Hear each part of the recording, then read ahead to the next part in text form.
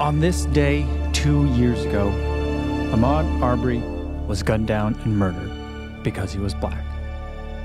At the time, he was going for a run. And just yesterday, the day before the 2-year memorial of his death, Ahmaud's murderers were convicted on federal hate crime charges. In the grand scheme of things, it is a small measure of justice. And it is by a small coincidence of fate that I was recently able to revisit a route that I ran frequently in 2020. At the peak of the pandemic, my family came here to rural Iowa to stay with family and weather the storm. And it is on these roads that I learned about Ahmaud Arbery and George Floyd, and I struggled with the stories of Sandra Bland and the writings of Ibram X Kendi. These roads were a blessing and a burden for me.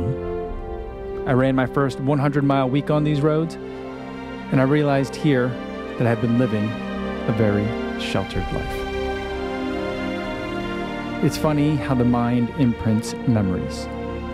Like a camera with a too-wide lens, it captures everything in the frame together, whether you intended to or not. For me, the beauty of these hills are linked with a heavy sadness that I still haven't figured out what to do with.